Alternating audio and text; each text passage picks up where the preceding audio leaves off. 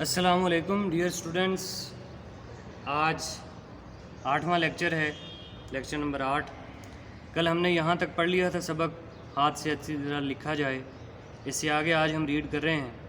میں ساتھ ساتھ آپ کو مشکل الفاظ کے معنی لکھواتا جاؤں گا، یہ آپ اچھی طرح سے نوٹ کریں، ان کو یاد کریں گے، اور یاد رکھیں کہ کلاس ورک کی نوٹ بک اچھی طرح سے مینیج کیا کریں۔ اوپر دن اور تاریخ وغیرہ لکھا کریں، نیچے آپ ہیڈنگ دیں گے جماعت کے کام کی، پھر اس کے نیچے درمیان میں پیج کے درمیان میں لائن لگا کر پینسل سے ایک طرف مارکر سے اوپر ہیڈنگ دیں گے الفاظ کی، دوسری طرف معنی کی ہیڈنگ دیں گے، اور نیچے الفاظ معنی، یہی والے الفاظ معنی اچھی طرح سے یاد کر کے آپ لوگ لکھیں گے۔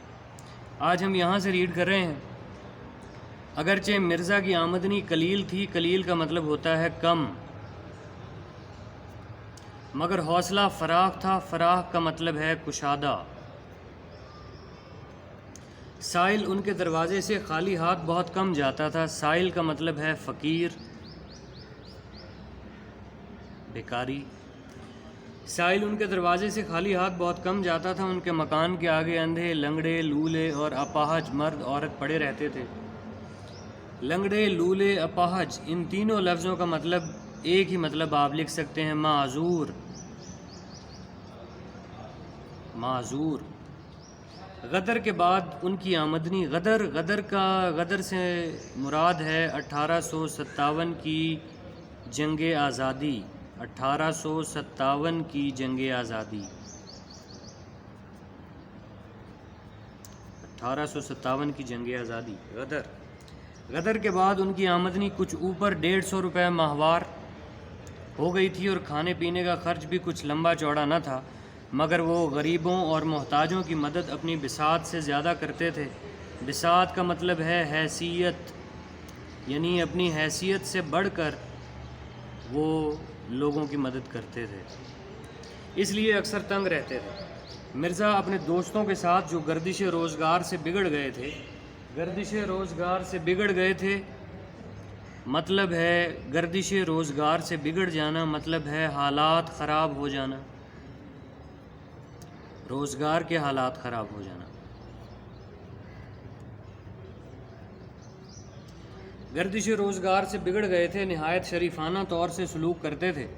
دلی کے عمائد میں سے، عمائد عمدہ کی جمع ہوتا ہے، اس کا واحد ہوتا ہے عمدہ،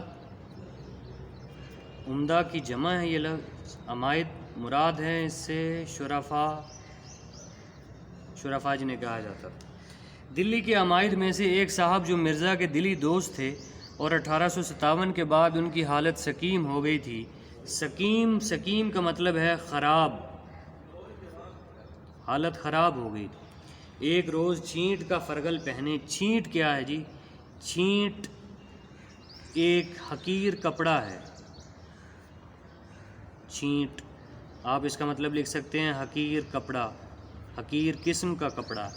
چھینٹ کا فرگل مطلب وہ جو چھینٹ ہے اس کا فرگل مطلب اس کی قمیض۔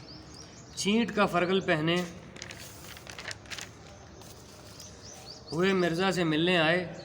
مرزا نے کبھی ان کو مالیدہ یا جامہ وار وغیرہ چوگوں کے سوا ایسا حقیر کپڑا پہنے نہیں دیکھا تھا۔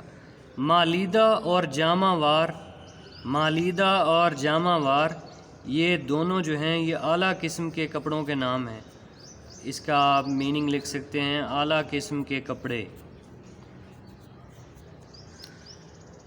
ایسا حقیر کپڑا پہنے نہیں دیکھا تھا۔ چھینٹ کا فرگل ان کے بدن پر دیکھ کر دل بھر آیا مطلب بہت غمگین ہوئے، دکھی ہوئے، غمگین ہوئے لکھ سکتے ہیں۔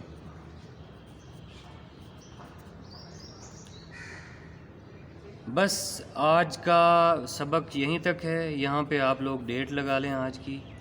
یہاں تک ہم نے جتنے مشکل الفاظ کے معنی لکھے ہیں، یہاں تک یہ سارے الفاظ معنی آپ لوگ اچھی طرح سے یاد کر کے پھر آپ نے کلاس ورک کی نوٹ بک پہ لکھنے ہیں، اور پھر میں آپ کو کہہ رہا ہوں کہ نوٹ بک اچھی طرح سے مینیج کیا کریں، اور کلاس ورک اچھی طرح سے صاف رائٹنگ میں لکھ کے گروپ میں بھیجا کریں۔